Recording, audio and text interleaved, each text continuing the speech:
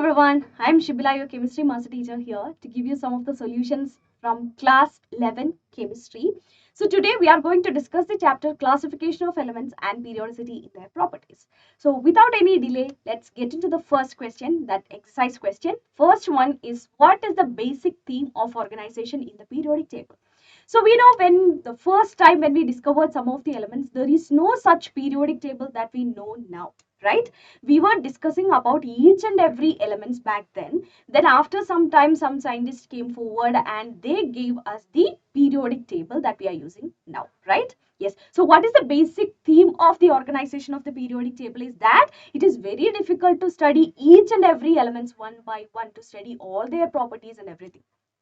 Now, what did they do? They classified the elements into different groups, and in that groups, all of the elements which is coming under the same group will be showing same properties. So it will be easy for us to understand the properties of every element which is coming under that group. So there is no need to study each and every elements differently. That is the main theme of organization of our today's periodic table.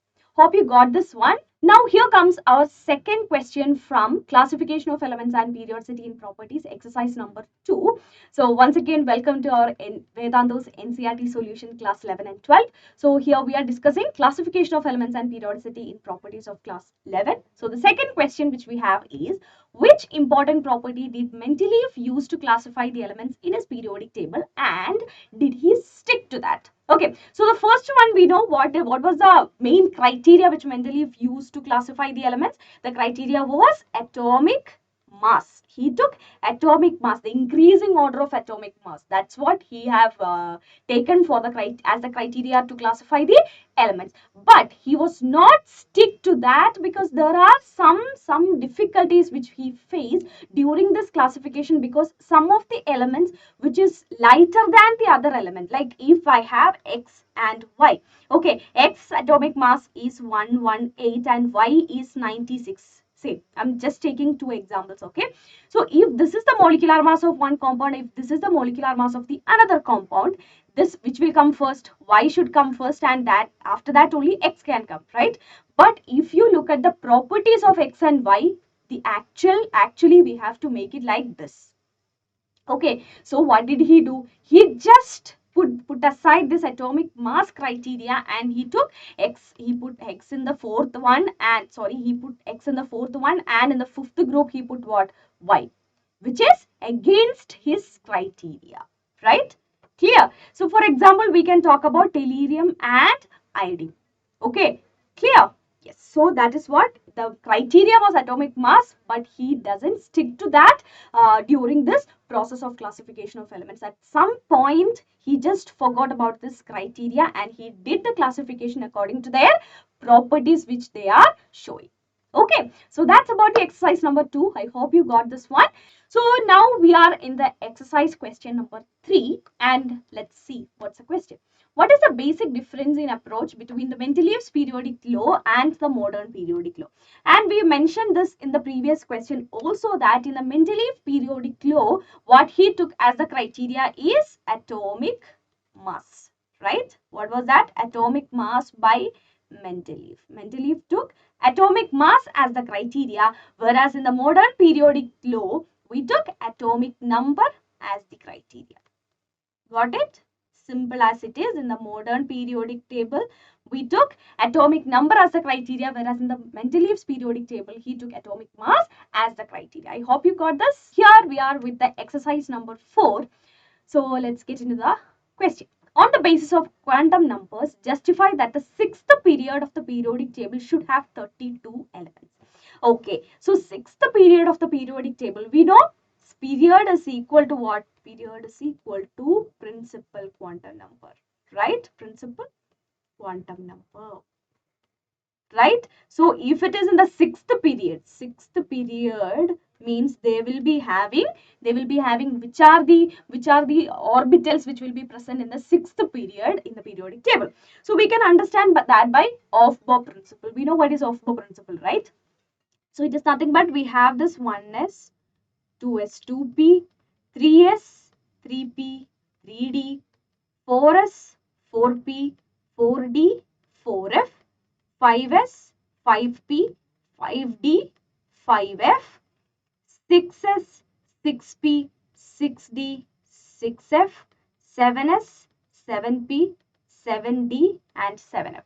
So we know according to Aufbau principle, the electrons will be filling according to the energy. So first it will be going to 1s, then 2s, then 2p, then 3s, then 3p, then 4s, then 3d, then 4p, then 4s. I'm sorry, just a minute. 3d, 4p, and 5s. And after that, it will be going to 4d, 5p, and 6s. Then 4f, 5d, 6p, and 7s. That's how it will be going. So we know for the sixth period, there will be 6s for sure, right? So we can take it like 1s will be there, 2s, 2p, 3s, 3p, 3d, 4s, 4. Sorry. 1s, 2s, 2p, 3s, 3p, 4s, 3d, 4p, 5s, then 4d, 5p, 6s. So when it is coming to 6s, that element will be in the sixth period. So after that, till it is reaching the 7s, all these orbitals will be present in the sixth period. We can say it like that. You got that point? In the sixth period, we will be having all the orbitals which is present after 6s to 7s. Correct? Yes. So which will be present? 6s will be there, 4f, 5d, 6p, not 7s. When it is coming to 7s, it will be becoming a seventh period element. So which are the orbitals which is present? 6s, then we have 4f, then we have 5d, then we have 6p. So totally, what's the total number of electrons which can be present here in 6s? Maximum 2 electrons. 4f maximum 14 electrons. 5d maximum 10 electron, and 6p maximum 6 electron. We have to just add these values and we will get the value as 32. So when we start from the sixth period, when we start which will be the first compound there, 6s1 composition, right? Correct? Electronic configuration will be 6s1. For the second one, it will be 6s2, right? And after that, it will be what? 4f1 till 4f14. Then it will go to 5d1 till 5d10. Then 6p1 to 6p6. These many elements will be present in the sixth period. So we can say what? There will be total 32 elements which is present in the sixth period, since the sixth period have these much orbitals. I hope you got this. Here we are with the fifth question from the exercise part of this chapter. So let's see what is the question and how can we tackle it. In terms of period and group, where would you locate the element with Z equal to 114? So Z114 comes in the seventh period. We can say it will be coming in the seventh period, as the seventh period starts from the element 87 to 118. These much elements will be present in what? Seventh period. Okay, so from this we can say the element 87 and 88 will be in S block. Correct? And 89 and 90 will be there in which one? Which one? In P. Sorry, not in P. Just a minute. Yes. Yeah. So we can say like what? 89 will be coming in D block. Right? Because we know first two groups will be there. When it comes to the seventh period, there will be D block also. Right? So the 89th one will be in the D block, which is actually actinium. Okay, so after actinium, we know what the next 14 elements are F block elements. That means from 90 to 90 plus 14, that will be what? 103. So 90 to 103, they will be in the F block. So they are F block elements. Next, again, this is in the third group itself. We have 9 more groups which is left in the D block itself. So 89 and 104 to 112. Okay, 104 to 112 will be in D block, because in the D block we have how many groups? 10 groups are there in the D block, 3 to 12. Correct? Correct? So we have what? We have 10 groups in between. So in the third group we'll be having actinium. Then again, after actinium, 14 elements in the third group itself we will be having in F block, and after third group we have 9 more groups, which is I have written as after 103 we will be having 104 to 112 again in the D block. Clear? And after 112, from 113 to 118, those 6 groups will be P block. So which is asked here, it is 114. So 113 is which group? I can say that will be the first group in P block, which will be 13th group. And the element 114 will be in which group? It is in the 14th group. So we can say here the period is 7th and the group is 14th. I hope you got this one, right? Yes. So here we are with the 6th exercise question 3.6. Let's see what's the question and let's dive into the solution. Write the atomic number of the element present in the 3rd period and 17th group of the periodic table.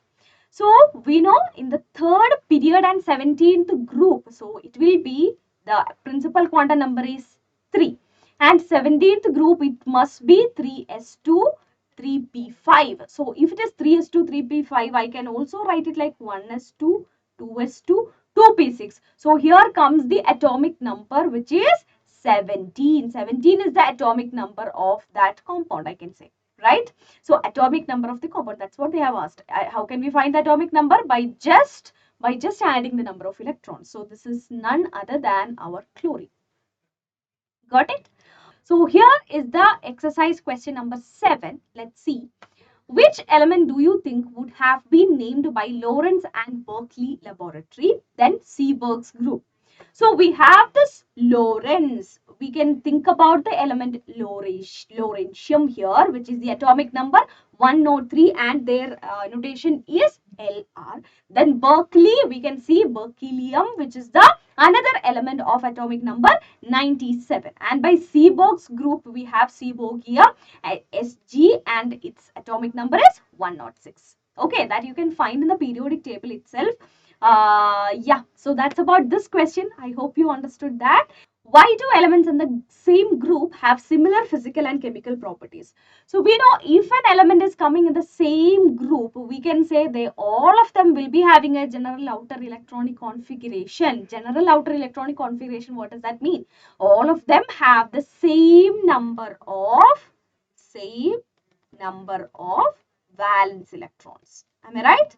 They have the same number of valence electrons. So if any of the elements, they are showing same number of valence electron, their property will be the same. That is why the elements in the same group, which is having the same valence electrons, they will show what? Same physical and chemical properties. That's a simple reason behind this idea. Okay. How do the atomic radius vary in a, it's not question number 10, it's question number 9. Okay. What does the atomic radii and ionic radii really mean to you? What is an atomic radii? Atomic radii is the distance from the nucleus of that atom. Like in atomic radii, we can just classify atomic radii into different types actually. So if an atom is a metal, then we can call it as what? Metallic radii. What is that? Metallic radii. And if it is a non-metal, then we will be taking it as its covalent radii. What is that? Covalent radii. So what is metallic radii? Metallic radii in metals, if X is a metal which is present or M is a metal which is present, it will be like this. Another M will be here and in between them there will be some metallic bond will be present. So that metallic bond length we will be taking from the nucleus to the other one and we'll be taking half of the distance, half of their metallic bond. What will be taking? Half of metallic bond, then we will get what? We will get what? Their metallic radii of that atom. Okay, so for non-metals, we have what? Covalent radii. For example, I am taking H2 molecule. Let's say H2 molecule, which is a covalent molecule or a non-metal, right?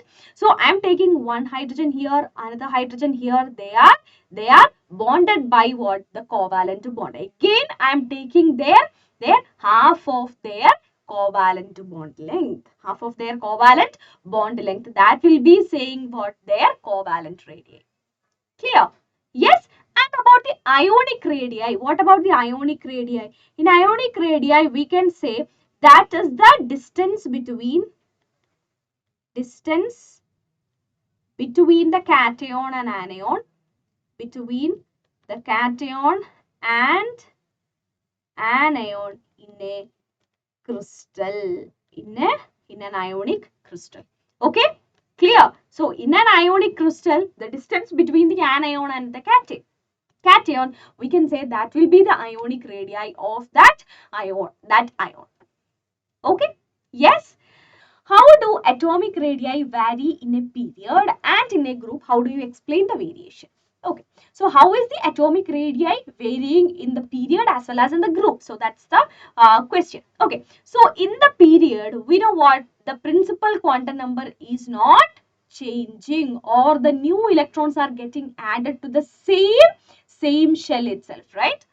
So when the electron is getting added to the same cell itself, what will happen to the nuclear charge? Nuclear charge is increasing. When the nuclear charge is increasing, the nucleus will be attracting the outermost electron more. So we can say from the period, or in the period from left to right, atomic radii decreases. What will happen to the atomic radii? Atomic radii decreases because what? Nuclear charge increases. What will happen to the nuclear charge? Nuclear charge increases, so that atomic radii decreases. But when we come in the group, okay, so across the period, atomic radii is decreasing. When we come to the group, the electrons are adding into the new subshells or new shells, which is getting added one by one as the period changes. Right? So from top to bottom in a group, number of shells, what is happening to in the group, number of shells getting added increases. Okay, clear? So number of shells increasing, so their atomic radii also increases. What will happen to atomic radii? Atomic radii again increases. Clear? Yes, let's take an example of nitrogen and oxygen here. What is the atomic electronic configuration of nitrogen? It is 2,5. What is that of oxygen? It is 2,6. So you can see one electron is again adding to the second shell itself. So what will happen to the nuclear charge? Again, one more electron is getting added, nuclear charge increasing. So as the nuclear charge increases, nucleus will attract that electron more close to itself, so that their size is reducing. And I'm taking sodium and potassium. Okay, sodium is 11. So it will be 2, 8, 1. When it comes to potassium, it is 19. So it will be 2, 8, 8, 1. One shell is getting added. That means it is getting bigger. Okay, so that is how we can explain that variation. So if what is happening to the atomic radii in the group and period, if they ask like that, we can say across the period from left to right, atomic radii decreases due to increase in nuclear charge, and from top to bottom in a group, atomic radii increases due to the addition of new shells. Clear? Yeah. What do you understand by isoelectronic species? That's the first question. What do you understand by isoelectronic species? Isoelectronic species are the species in which they have the same number of electron. Iso means what? Iso means same. So isoelectronic, same number of electrons are there for the atom or ion. We can call them as isoelectronic species. Name a species that will be isoelectronic to with the following atoms or ions. So first one we have is F minus. So F minus number of electrons are how much? 10 electrons are there. So we can say F minus will be isoelectronic with neon, correct? With Na plus, with Mg2 plus, with what? O2 minus. We can say anything which is having 10 electrons. Got it? Next we have here is argon, which is having 18 electrons in its 18 electrons which is present. We can say what? Cl minus, right? Okay, so S2 minus, correct? Hope you got it. Then K plus, right? Ca2 plus. These are all examples for isoelectronic species with argon, which is having 18 electrons. Clear? Next one we have is again Mg2 plus. Mg2 plus again have 10 electrons. So question number 1 will be the answer for that. Okay. Then we have Rb plus, rubidium plus. So we know what? Lithium, sodium, potassium, rubidium and cesium. right? So it will be what? It will be what? Like it will be having 19 plus 18, which is 37. So Rb plus will be 36 electron. I hope you got this one, because after 19 we have 18 more groups to get into what? Rubidium. So it will be what? 37 is the electronic configuration of Rb plus. 36 electron will be there in Rb plus. Okay, so we can take what here in after potassium in the 18th group we will be having krypton. So I can take krypton as an example for this. Clear? Okay, I hope you got this one, right? Yes. So these are the answers for these questions. Now here we are with the question number 12. Okay. So consider the following species N3 minus O2 minus F minus Na plus Mg2 plus Al3 plus. What is common in them? As you can see, these things you can just directly say they are isoelectronic. What are they? They are isoelectronic, since all of them have how many electrons? 10 electrons are present in each of them. Nitrogen's atomic number is 7. 3 electron, it has gained 3 electrons. So it will be having total number of electron 10. Oxygen 8. 8 plus 2 again 10. Fluorine 9. 9 plus 1 again 10. Sodium 11. 11 minus 1, which is 10. Magnesium 12. 12 minus 2, which is again 10. Aluminium 13. 13 minus 3, which is again 10. So they are isoelectronic species, we can say. Arrange them in the order of their increasing ionic radii. In the case of ionic radii, you have to understand one thing, that what? For cations, they have lose their electrons, right? Correct? There, what happened there? Their nuclear charge remains the same. So what will happen? Their size will be reducing the size from original atom. Clear? Their size will be less than the original atom. And what will happen for anions? Their size will be increasing. Because one electron is getting added. So there is a chance for what? Electron repulsion. Electron repulsion is possible here in the case of anion. That is why their size is getting bigger. Clear? Yes. So we can say here these cations will be having lower ionic radii, and the anions will be having higher radii. So when we can see Al3 plus, which is having more positive charge, it will be having the lowest atomic radii. So Al3 plus less than, Mg2 plus less than, Na plus less than, F minus less than, O2 minus less than, N3 minus. This will be the order. So explain why the cations are smaller and anions are larger in radii than their parent atoms. That's our question here, right? So we have discussed the same concept in the previous question also. Let me say that again. What is a cation? Cation is a ion in which it have lose its electron from the parent atom. So what is happening there? It have losing of electron is what happened here.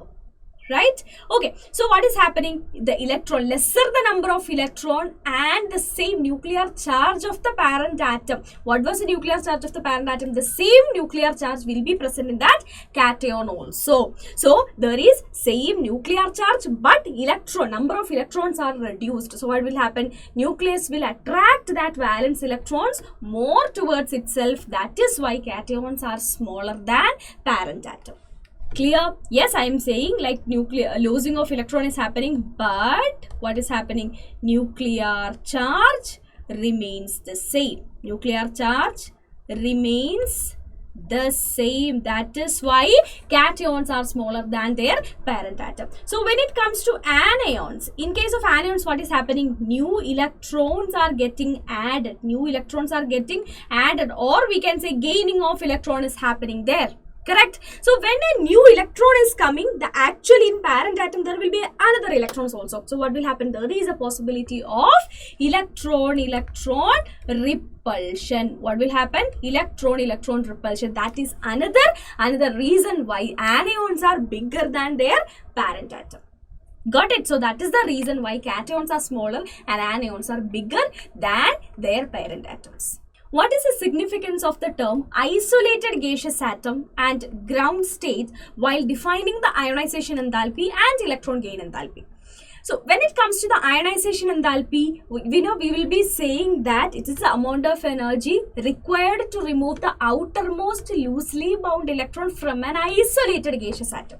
That is how we define what? Ionization enthalpy, right? So we are mentioning what? Isolated gaseous atom. Why not a gas, why not a liquid or solid?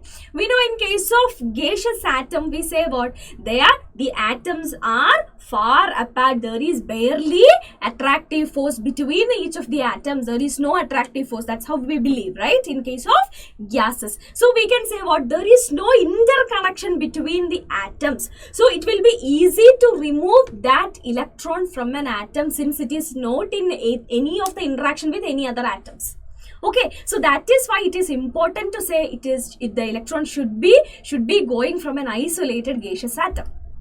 Okay, so in gas molecules, there is no force of attraction. No force of attraction is there between the atoms. Clear?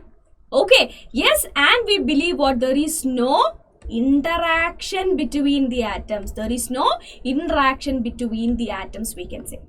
Correct. So we can say what? Since there is no interaction, the removal of electron will be more easy from such atoms. That is why we are saying for ionization enthalpy, we are specifically saying about this isolated gaseous atom. And in the ground state, what is the importance of ground state? Ground state, we know what? Ground state is the normal stable state of an atom, which is very important. If it is in any other higher excited state or something, their energy is different. So that time their electron gain enthalpy will be different.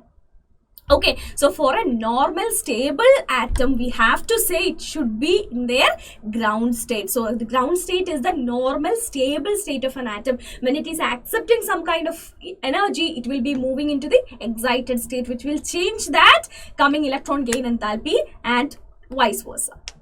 Clear? Yes, energy of an electron in the ground state of the hydrogen atom is minus 2.18 into 10 power minus 18 joule. So what you have to just note here is energy of an electron. They have given the energy of a single electron in the ground state of an hydrogen atom.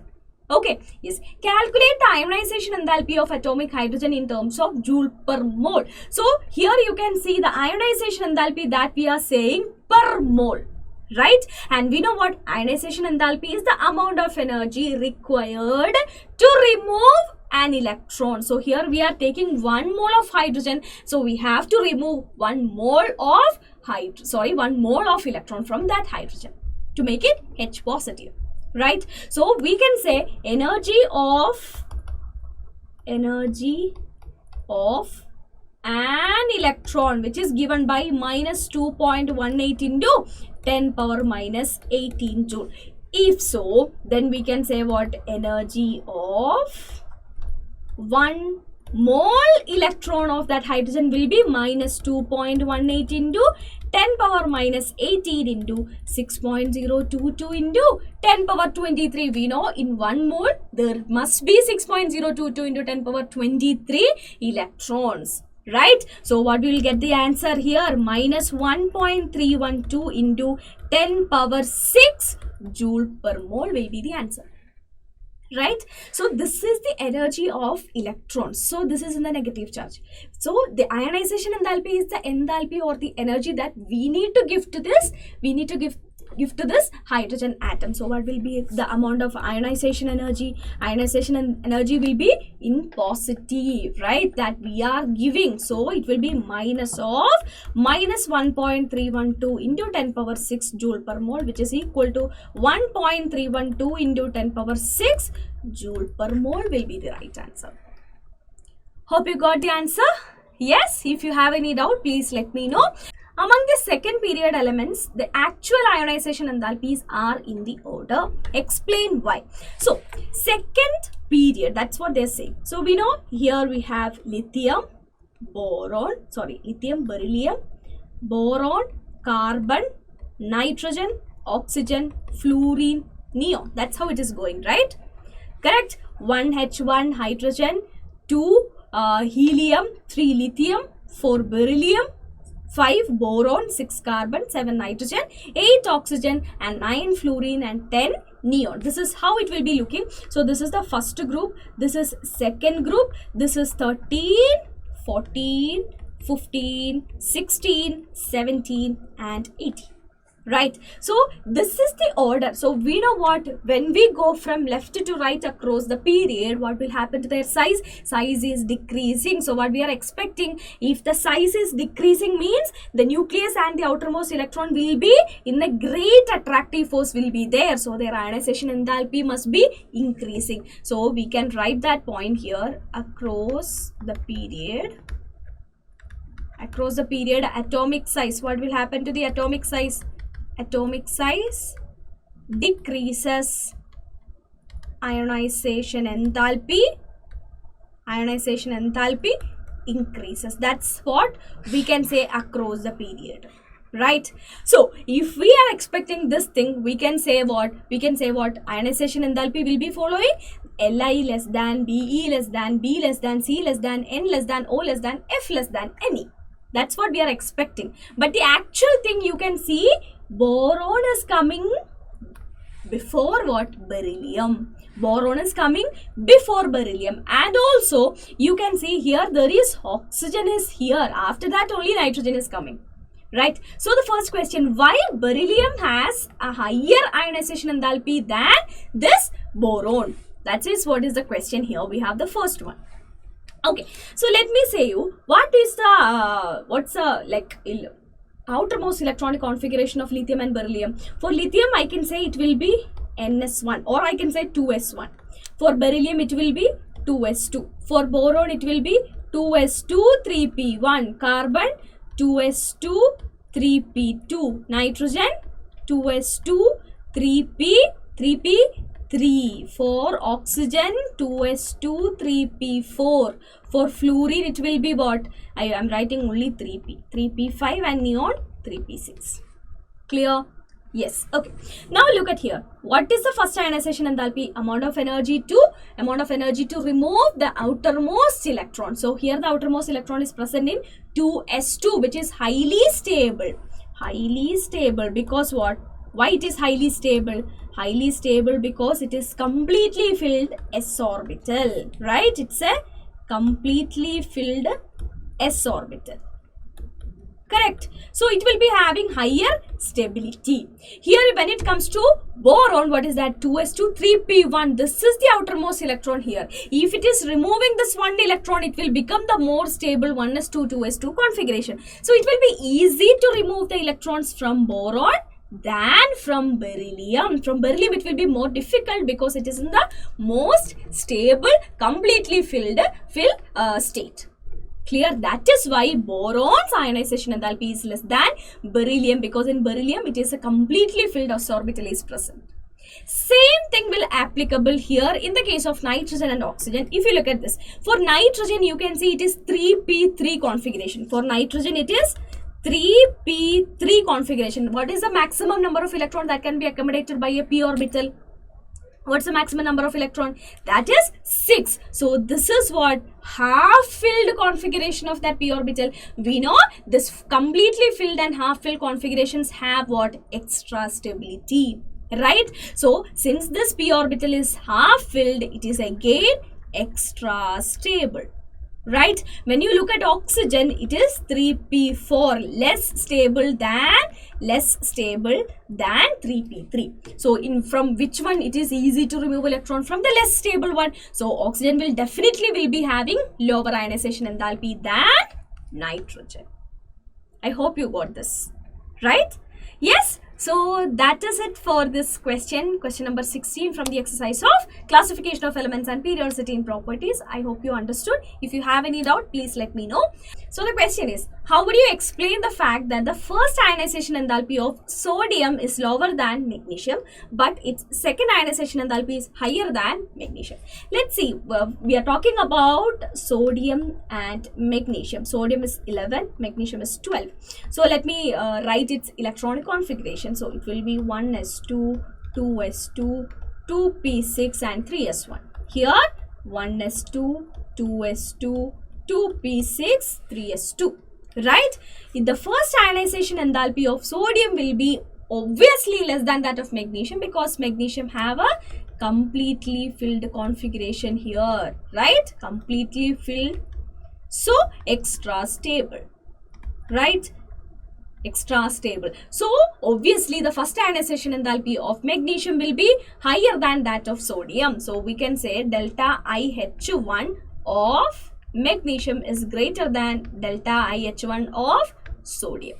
So after the first ionization enthalpy, what will it become? It will become Na plus. Na plus configuration is 1s2, 2s2 and 2p6. Right? And it will become here Mg plus. Its configuration is 1s2, 2s2, 2p6, 3s1. Now look at this, whether it will be easy to remove an electron from 2p6 or from 3s1. Which will be more easy? It will be more easy from the 3s1, because here 2p6 is completely filled electronic configuration. What is it? Completely filled electronic configuration. So it will be again extra stable. So for the second ionization enthalpy of magnesium will be lower than that of sodium, because from sodium plus sodium ion it will be difficult to remove one more electron. So we can write it like delta IH2 of Mg plus is less than delta IH2 of Na plus. Right? Na plus will be having more second ionization enthalpy than Mg plus. I hope you got this one. What are the various factors due to which the ionization enthalpy of main group elements tend to decrease down the group? What are the various factors due to which the ionization enthalpy? So we need what? The factors affecting ionization enthalpy. So we can write the first factor, I can write it like ionization enthalpy is inversely proportional to atomic size.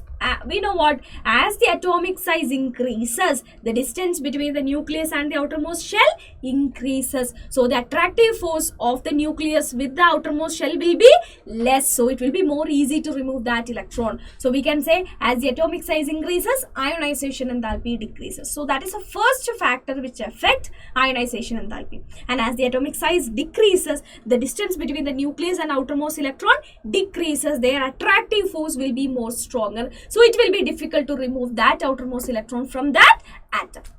Got it? Yes. Next one, we can say ionization enthalpy is related to screening effect. Let's say I will put it like screening effect or shielding effect. You know what is screening effect or shielding effect? You know what it is? Again, it is what? Inversely proportional. I will say why. Okay, so what is the screening effect or shielding effect? You know, the effect of an orbital to screen the nucleus attractive force to attract what? The outer electrons. Okay, so let's say this s orbital, you know the shape of s orbital, which is what? A spherical shape, which is a spherical shape. Sphere shape is what? For s orbital. So what will happen when there is 1s or 2s is present here? What will happen? It will just like what will it do? Nucleus can't attract that outermost electron properly, because the sphere is just avoiding this outer electron to be attracted by this nucleus. You got that, right? So this shielding effect or screening effect is very less for d and f orbitals. D and f orbitals have poor shielding effect. So if there is any intervening d or f, like 4d, 4f, 5d, 5f, if these orbitals are present, it will be easy for the nucleus to attract the outer electron, because these d and f will shield poorly. So okay, like I'm saying, for s it will be like this. Okay, from the nucleus it can't go this side. For d and f it will be like this. Nucleus can attract through these sides. I'm just giving a demo. It's not the real demonstration. Okay. Yes. I hope you got this. So what will happen? If the screening effect is more, then what will happen? Ionization enthalpy will be less because the nucleus can't attract that outermost electron properly if screening effect is more. So we can say screening effect more, ionization enthalpy will be less. If screening effect is less, nucleus is attracting that outer electron strongly, so their ionization enthalpy will be higher. I hope you got that. Here we are with the 19th exercise question of classification of elements and periodicity in properties of class 11 chemistry topic. So the first ionization enthalpy values in kilojoule per mole of group 13 elements are given here. Boron, aluminium, gallium, indium and thallium. Okay, boron, aluminium, gallium, indium and thallium. How would you explain this deviation from the general trend? That is what is the question here. So you can see like what we are expecting is from top to bottom ionization enthalpy decreases. Ionization enthalpy decreases from top to bottom in a group. That is what we have studied yet, right? But you can see from 801 aluminium have 577, gallium have 579, indium have 558 and thallium have 589, right? Clear? So why it is increasing here? Okay, again it decreased, again it increased here. Why this shift is happening? That is the case that we need to explain here. Okay, yes, let me say why this is happening. So we can see in case of aluminium to gallium, what is happening there? From aluminium to gallium, there is the presence of 10 3d electrons, or the configuration which is coming just before that will be 3d10, then 4s2 4p, 3 will be the configuration of gallium, right? Yes, so since 3d is there, there must be poor shielding effect, poor shielding effect for what? Poor shielding effect will be for 4s and 4p orbitals. That is why this 4s and 4p will be attracted by the nucleus more as compared to this aluminium and indium, right? Yes, so that is why their ionization enthalpy is more. In case of gallium, it is increasing, right, due to the presence of these 3d10 electrons which have poor shielding effect. That is the reason why gallium have higher ionization enthalpy. Same thing is happening in case of thallium, where there is presence of 14f electrons. Again 14f electrons, poor shielding effect will be there. It will be attracted more towards the nucleus, so its ionization enthalpy is again increasing. I hope it clear, right? In the previous question also we have discussed in that video, like if there is d and f orbital, they have poor shielding effect and ionization enthalpy is inversely proportional to screening effect, right? Yes, hope you understood this one. Here we are with the 19th exercise question of classification of elements and periodicity in properties of class 11 chemistry topic. So the first ionization enthalpy values in kilojoule per mole of group 13 elements are given here. Boron, aluminium, gallium, indium and thallium. Okay, boron, aluminium, gallium, indium and thallium. How would you explain this deviation from the general trend? That is what is the question here. So you can see like what we are expecting is from top to bottom ionization enthalpy decreases. Ionization enthalpy decreases from top to bottom in a group. That is what we have studied yet, right? But you can see from 801 aluminium have 577, gallium have 579, indium have 558 and thallium have 589, right? Clear? So why it is increasing here? Okay, again it decreased, again it increased here. Why this shift is happening? That is the case that we need to explain here. Okay, yes, let me say why this is happening.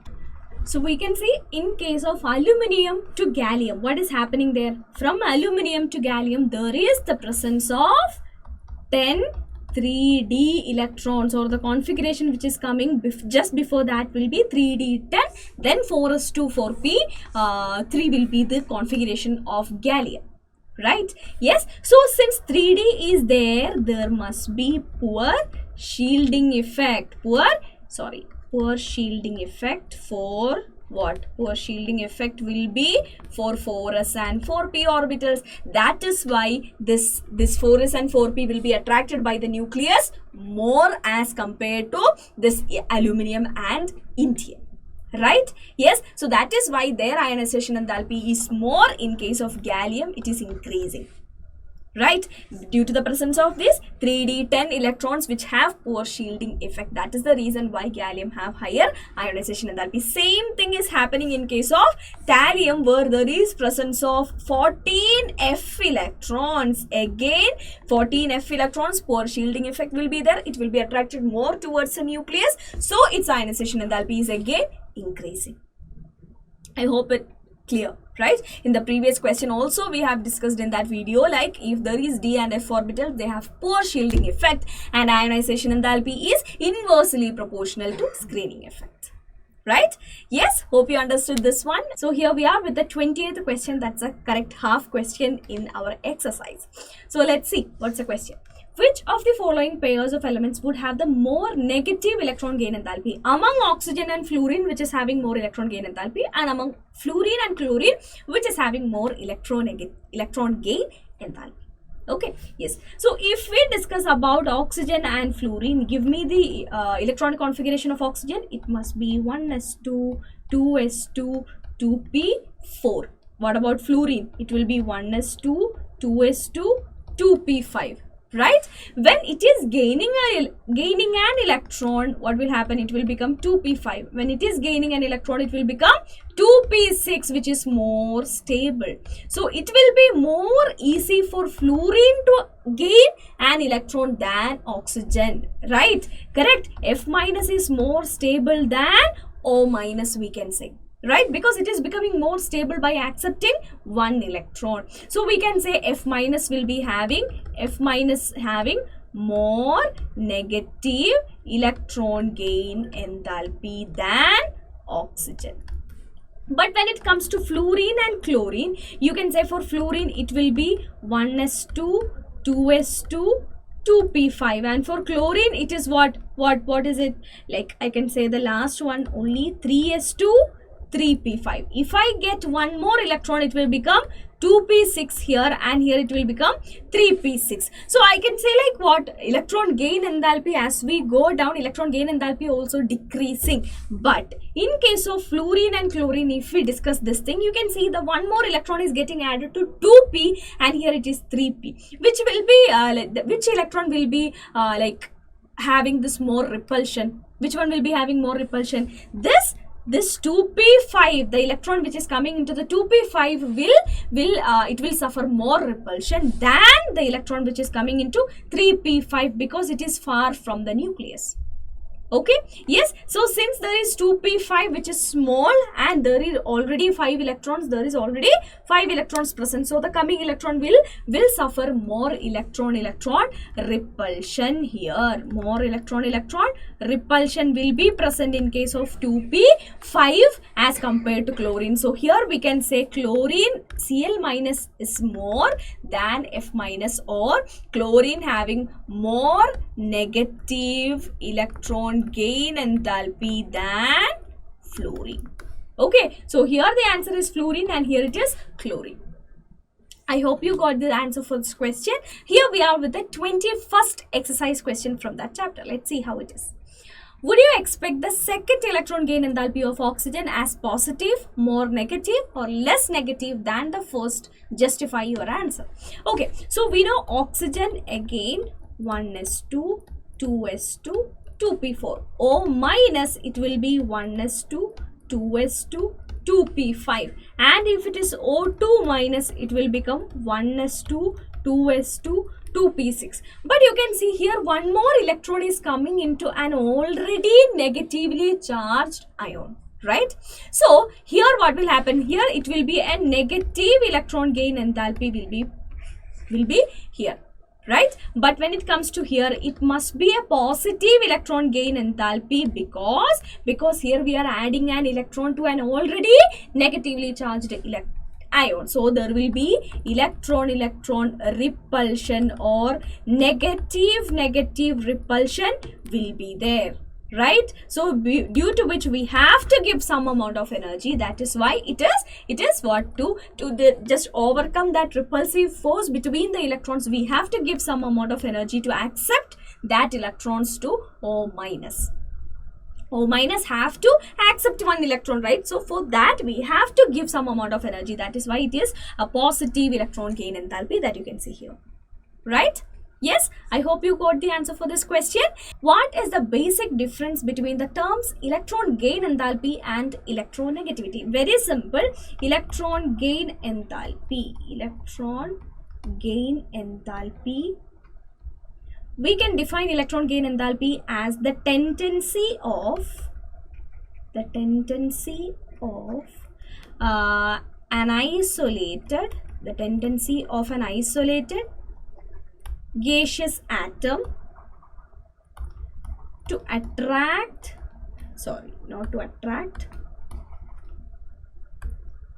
to add an electron and become a negatively charged ion. Okay, so during electron gain enthalpy, the amount or the value which implies the tendency of an atom to just add an electron and becoming a negatively charged ion or anion, we can say. Okay, so that is what is electron gain enthalpy. So what about electronegativity? What is electronegativity?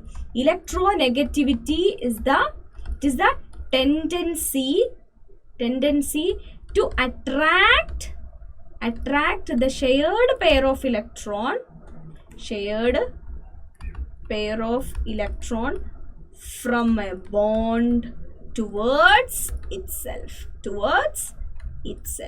So if an element is showing a tendency to attract that shared pair of electron from the bond towards itself, then we can say this element is having higher electronegativity. So that is the main difference between electron gain enthalpy and electronegativity.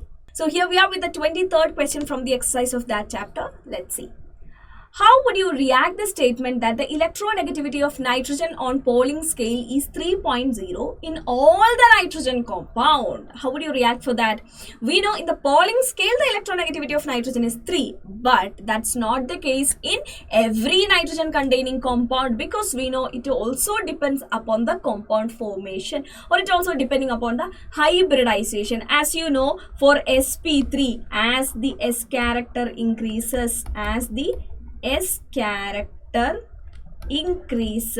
electronegativity also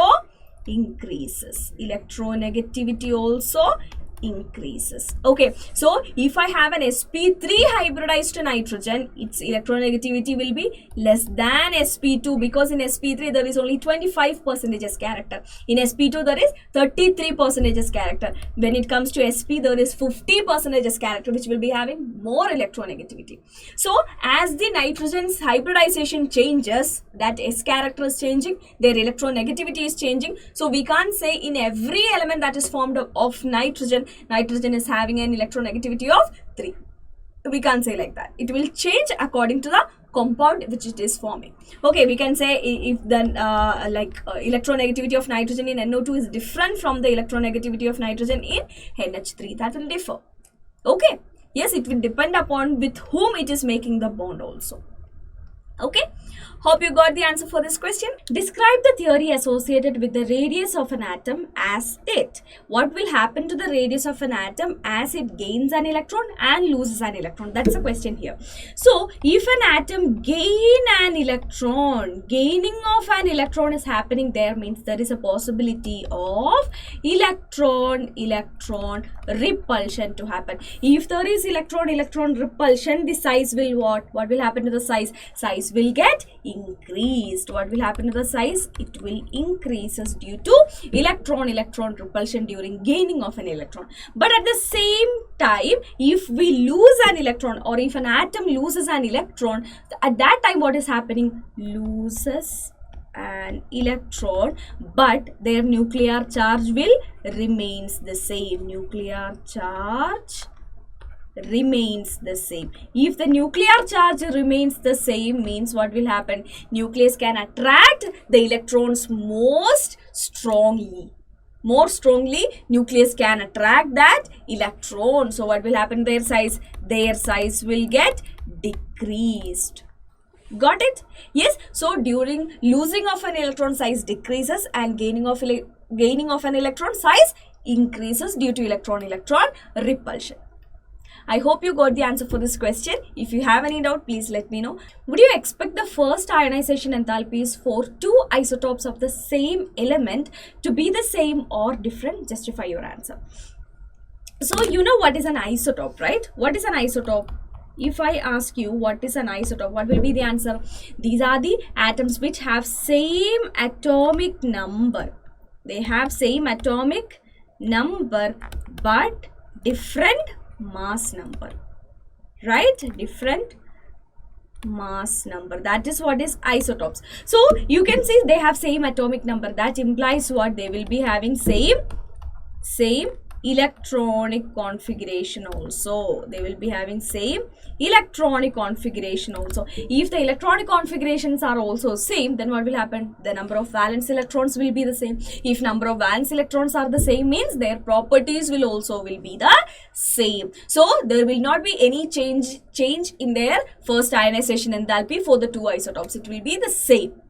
Clear? So we expect the first ionization enthalpies of two isotopes of the same element to be same, and it is not different since their electronic configurations are same.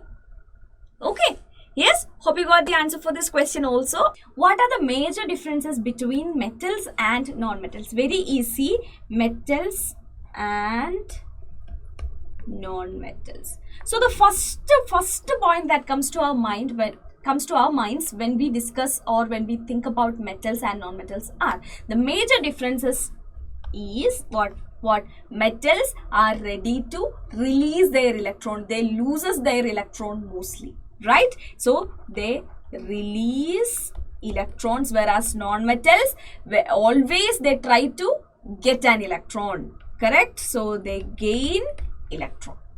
Clear? So since they are releasing electrons, they are good reducing agents. We can say they will be good reducing agents, whereas in the case of non-metals, they are gaining an electron, they are getting reduced. So we can say they are good oxidizing agents. Right? They are oxidizing agents. And since they release electrons easily, we can say they have what? Low ionization enthalpy, whereas in non-metals they will be having high ionization enthalpy since they are not ready to lose their electron. Got it? Metals are having low ionization enthalpy, whereas bases are having high ionization enthalpy. Coming to the oxides formed by the metals, they mostly form which oxides? They form basic oxides, whereas non-metals form acidic oxides. Non-metals form acidic oxides. And again, coming into the metals, which type of compound they usually form? They usually form ionic compounds, whereas in non-metals they usually form covalent compounds. Clear?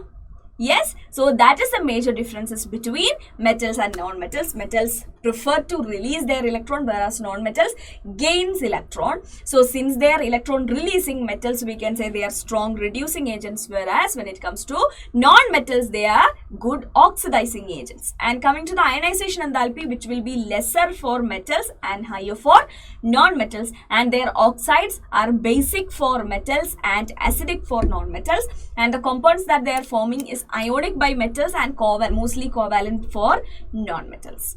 Okay.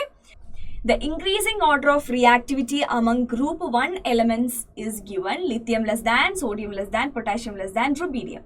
Whereas among the group 17 elements, it is fluorine greater than, chlorine greater than, bromine greater than, iodine. Explain why these two order is there.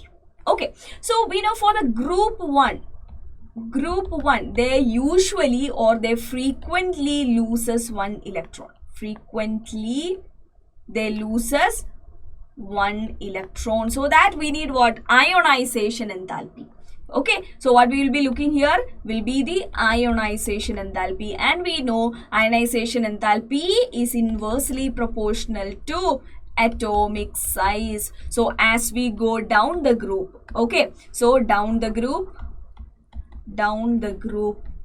ionization enthalpy decreases. So as we go from top to bottom in a group, ionization enthalpy decreases means it will be very easy for the lowest member to remove its electron. So that is how it follows the order, like lithium, sodium, potassium, rubidium, cesium. This is the order of that group. So which one will be having lower ionization enthalpy here? This one. So that is why it is more reactive in the case of group 1 elements. But when it comes to group 17, what they do? They always try to gain an electron. So that means the what is associated with that? Electron gain enthalpy. What is that? Electron gain enthalpy is associated with this thing, right? So when an electron gain enthalpy, we know the order, it is chlorine having more negative electron gain enthalpy than fluorine. But you can ask me why fluorine is here. It is because even though chlorine is more chlorine is having more negative electron gain enthalpy than fluorine, fluorine's bond dissociation enthalpy is lower. That is why fluorine will be more reactive than chlorine, bromine and iodine. Okay, because we know this electron gain enthalpy decreases. Okay, it will decrease as we go from top to bottom in a group. Okay, so here fluorine is more reactive than chlorine because its bond enthalpy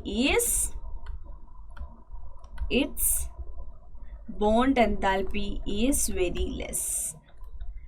Okay, so that is why fluorine is more reactive than chlorine here. Okay, so I hope you got the answer for this question. Write the general outer electronic configuration of S, P, D and F block elements. Easy. We know S block elements are, we have the outermost electronic configuration, general outer electronic configuration as NS 1 to 2, where N can take values from 1 to 7. Okay, and for P block we usually write it like NS2 NP 1 to 6, where N can take values from 2 to 7. Okay, sorry, 2 to 6. Okay, now when it comes to D, we can write N minus 1 D 1 to 10, N minus 1 D 1 to 10, NS 0 to 2.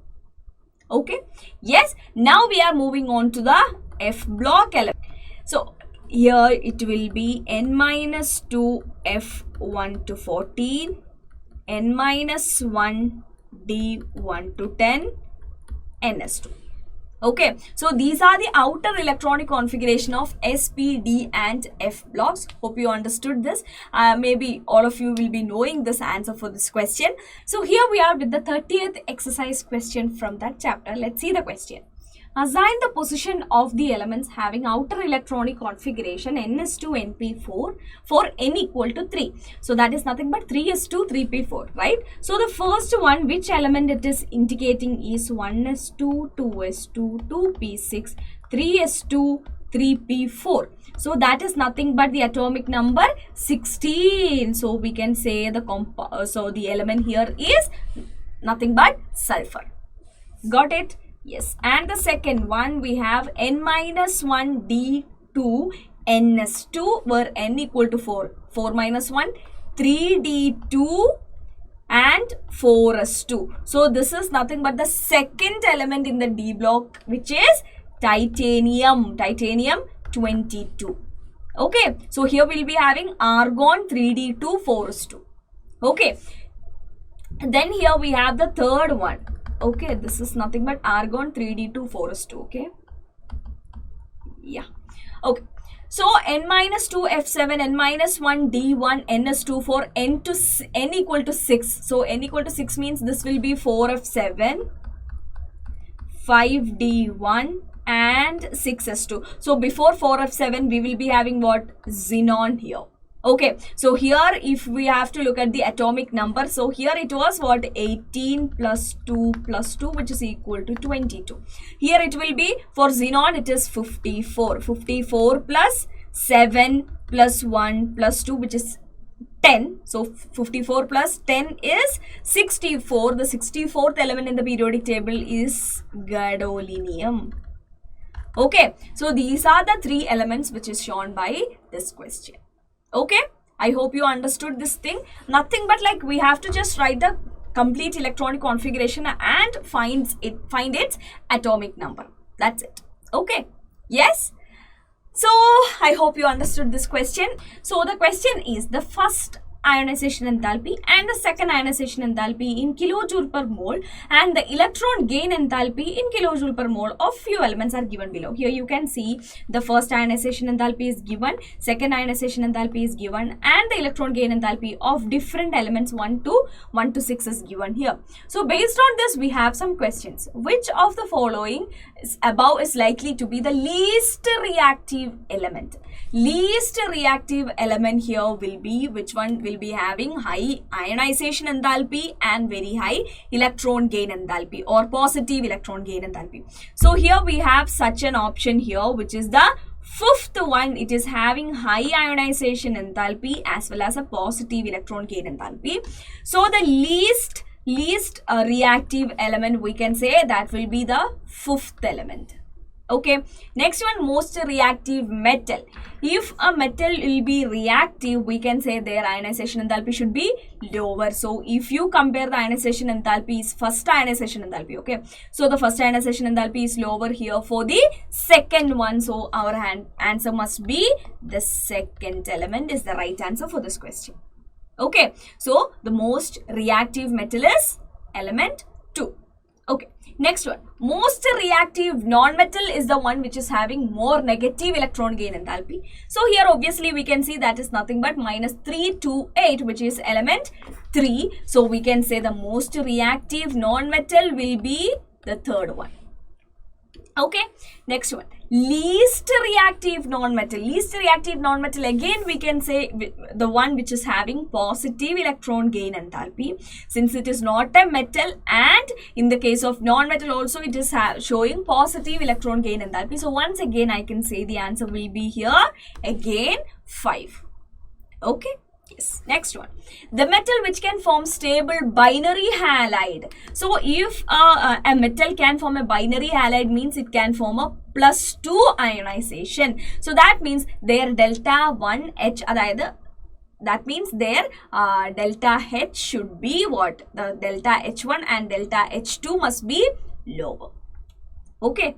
Yes. So it will be what for MX2? We can say what? Just a minute. Sorry.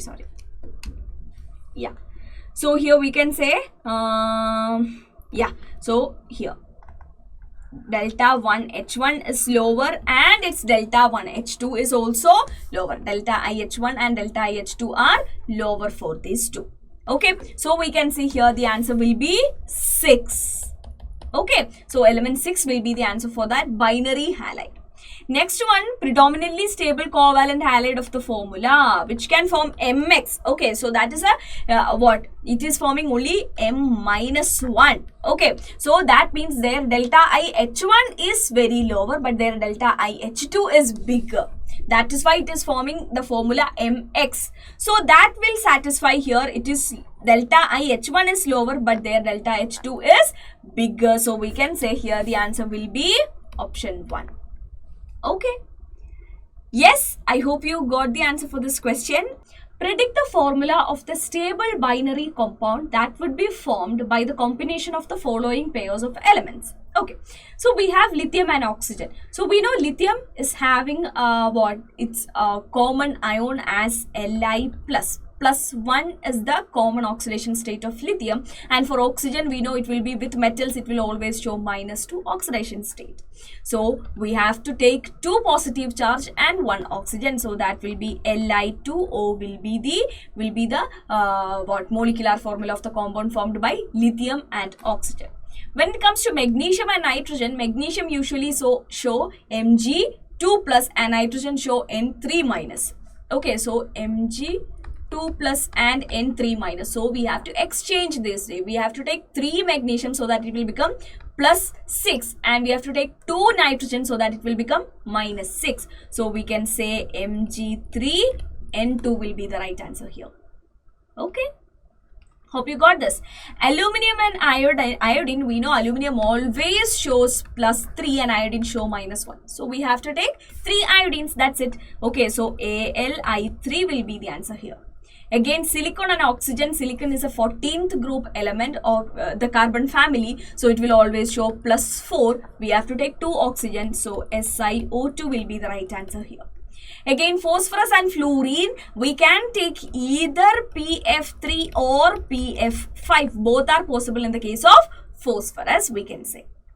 Okay, now when it comes to 71, element 71's atomic, like their electronic configuration will be what? Xenon. Then they will be having 4f14, 5d, 6s, so 5d1, 6s2. This is xenon is 54. So you can just check it. 54 plus 14 is 68. 68 plus 2, 70. 70 plus 1, 71. So this is the electronic configuration of element 71, which is actually lutetium. Okay, that is lutetium. So its outer electronic configuration, you can see these 3 electrons can participate in their bond formation here. 3 electrons. So it will be showing plus 3 oxidation state. So if you make an compound with fluorine, then it can be LuF3. Okay. Yes, because 3 electrons can participate in this reaction. That is why it have become LuF3. Okay.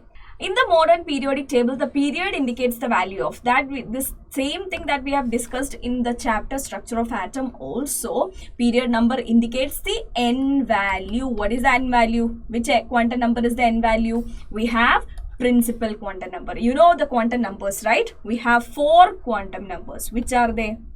Quantum numbers. So the first one is principal quantum number. Principal quantum number. Second one we have is the azimuthal quantum number. Then the third one we have is the magnetic quantum number. And the fourth one is spin quantum number. Okay, so principal quantum number give us the period or the number of shells present in that atom, right? And the azimuthal quantum number will give the orientation of that the shape of the like that atom that we can find by azimuthal quantum number. Which subshell is that? SPDF. And magnetic quantum number will give us the orientation of that shell. Orientation of the shell can be given by magnetic quantum number, and spin quantum number will give us the spin, whether it is clockwise or anti-clockwise. Hope you got this.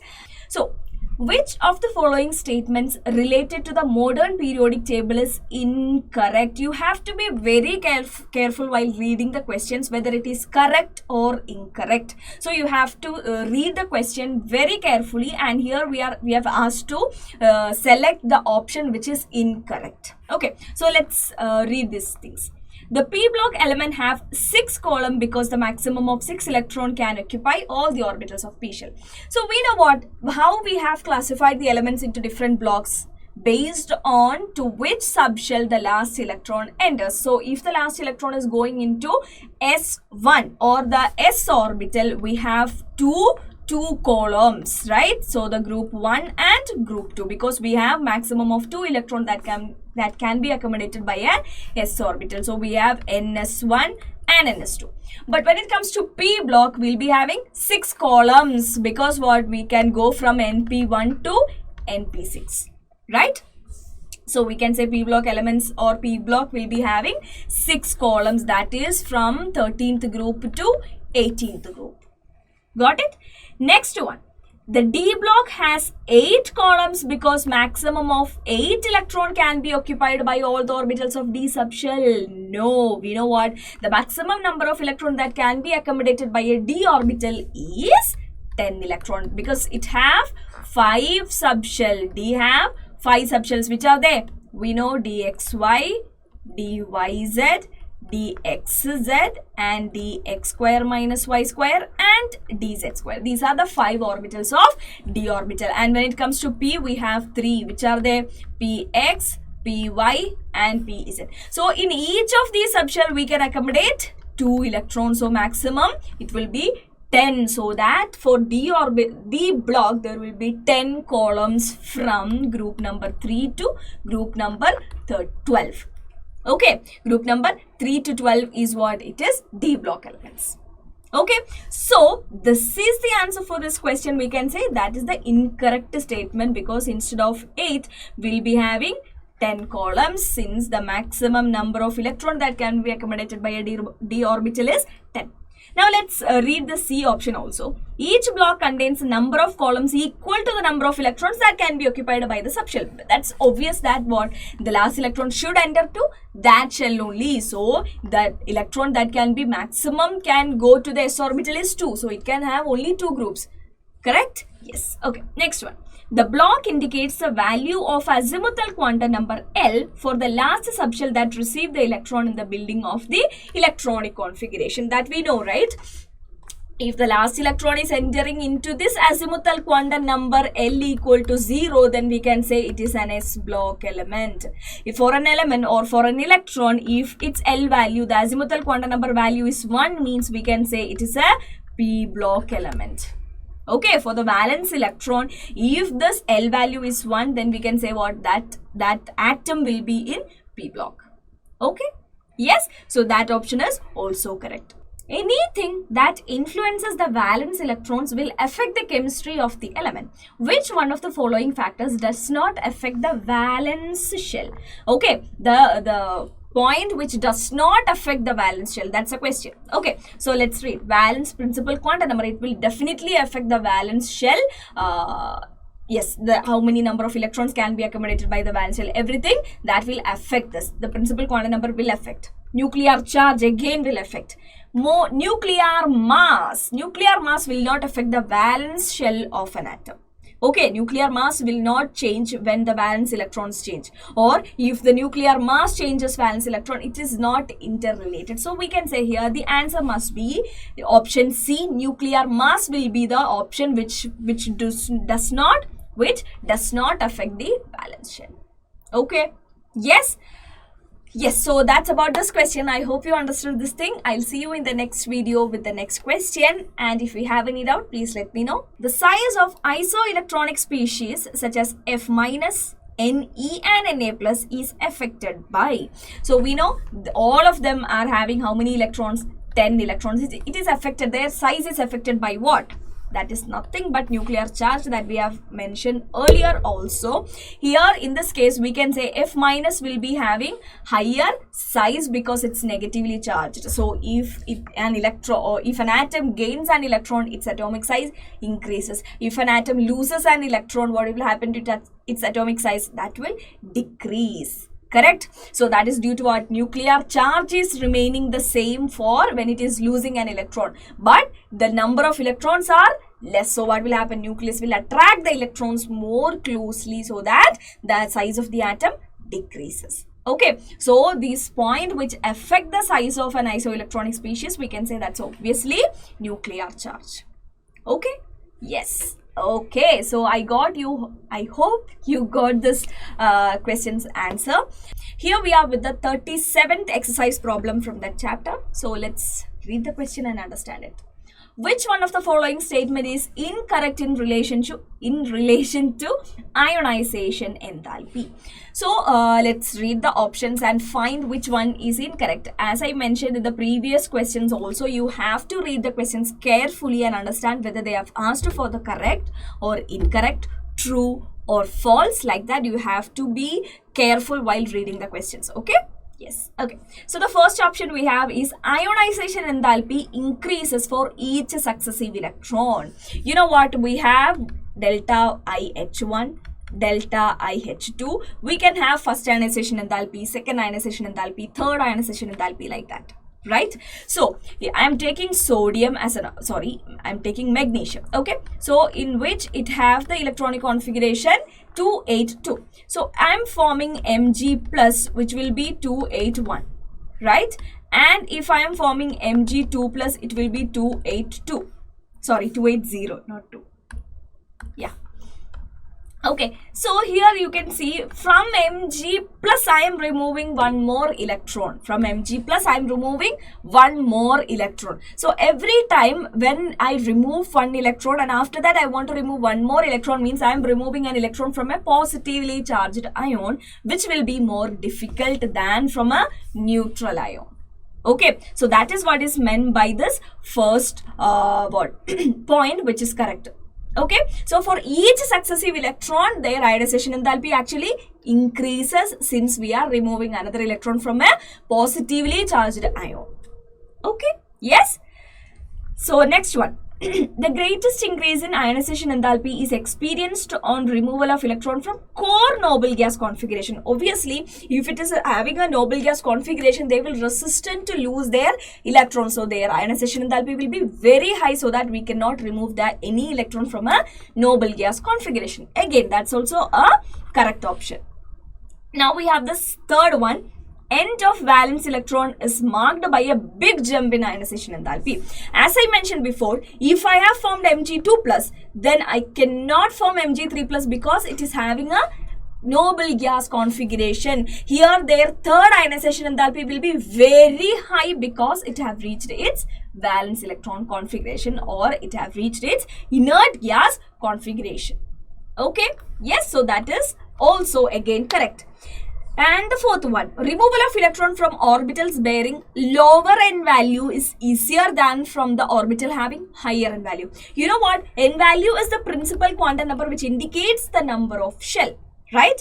So if I am having a 2s and 3s, which one is more far from the nucleus? 3s is more far from the nucleus, which is like experiencing less pull from the nucleus, whereas 2s is experiencing more stronger pull from the nucleus. Am I right? Yes. So from which one it will be easy to remove the electron? Obviously from 3s it will be easy to remove the electron. Okay, so that is what is exactly the opposite thing which I have mentioned here, that the removal of electron from the orbital having lower n value is easier.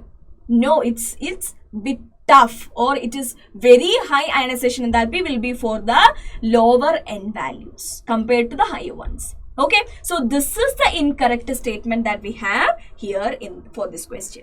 So let's see the exercise question 38. Consider the elements B, boron, aluminium, magnesium and potassium, and the correct order of their metallic character is.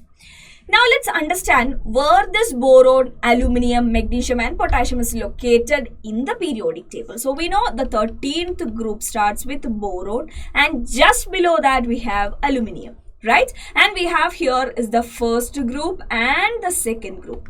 Okay, in which in the third third period we have magnesium in the second group, and for the next one we have here is potassium. Okay, so you have to understand one thing, these aluminium and magnesium coming under the same period. Yes, okay, that's how it will be. Okay, so you have to understand, as we go down the group, metallic character increases because their size is increasing. It will be easy to remove the electrons. That is what is metallic character, losing of electron, right? As we go across the period, metallic character decreases. Metallic character decreases because it will be difficult to remove the electrons as we go from left to right in a period. So here you can understand which one will be having higher metallic character is obviously potassium, right? Because it is coming at the lowest position. So potassium is bigger than what? Magnesium, because next one will be just left to what? Sorry, just right to potassium, which is magnesium. Okay, then we have boron and aluminium, which is coming under the same group. Now we know what, as we go down, metallic character increases. So when we compare boron and aluminium, which one will be having more metallic character? Obviously aluminium, then comes boron. Okay, yes, so our answer here will be option D, where potassium comes first, then magnesium, then aluminium, then boron. Okay, I hope you got the answer for this question. If you have any queries, please let me know in the comment section. Well, we have to discuss the 39th exercise question from that chapter. So let's get into the question. Considering the element boron, carbon, nitrogen, fluorine and silicon, the correct order of their non-metallic character is. So like before the 38th question, also the same pattern. They were asked for the metallic character. Now they are asking for the non-metallic character. We are following the same order. First we have to write them according to the periodic table. So I can write boron, carbon, nitrogen, fluorine, and just below carbon we will be having silicon, since they are all, both of them are 14th group. So 13th, 15th and 17th. In between we have one more group. Okay. Yes. So we know what across the group from left to right, what happens to the non-metallic character? Non-metallic character increases, metallic character decreases. Okay. Down the group, metallic character increases, non-metallic character decreases. Okay. Non-metallic character decreases. So as I mentioned before, you can see what non-metallic character is increasing. So we can write boron less than, carbon less than, nitrogen less than fluorine. Right? Yes. So from boron to carbon it is decreasing. From carbon to silicon, what is happening? Silicon is having lesser non-metallic character than carbon. So our order will follow what? Which will come first? Silicon will be having the lowest than boron also, since it is coming under carbon. Okay, we know as we go down the group, non-metallic character again decreases. So we can write the order. It will be like silicon less than boron, less than carbon, less than nitrogen, less than fluorine. So if we can also write it like fluorine greater than nitrogen, greater than carbon, greater than bromine. Bromine less greater than silicon. So our answer will be what? C. Option C will be the right answer. Okay. Yeah. Fluorine greater than, nitrogen greater than, carbon greater than, boron greater than silicon. Yeah. I hope you understood the answer for this question. If you have any doubts, please let me know. And we have reached the last exercise question from that chapter. So let's see. Consider the elements fluorine, chlorine, oxygen and nitrogen. The correct order of their chemical reactivity in terms of oxidizing property is. From the question number 38 and 39, we have discussed which is most reactive metal or their reactivity order of metals and non-metals. So at that time, we have discussed some of the concepts related to this. Now we have to check the positions of these elements in the periodic table. So we know it will be starting from nitrogen, oxygen, fluorine and chlorine, right? We know where as we go from left to right in a period, their oxidizing property increases or their gaining of electron, tendency to gain an electron increases. So we can say what? N less than, O less than, F will be the order. But when it comes to fluorine and chlorine, chlorine shows less tendency than fluorine, as we know what? From top to bottom in a group, their tendency to gain an electron decreases. So we can say fluorine is greater than chlorine. And when we compare oxygen and chlorine, also oxygen is showing greater tendency to accept the electron than chlorine. Okay, so overall, if we take these two into consideration, we can change this as nitrogen less than chlorine less than oxygen less than fluorine will be our order. So we can say fluorine greater than oxygen greater than chlorine greater than nitrogen will be the right answer. So here it is, option B will be the right answer. Okay. Yes, I hope you got the answer for this question, and that's about our chapter classification of elements and periodicity in properties. I'll see you with the next chapters also and their exercises sooner in another videos. Till then, take care and bye-bye.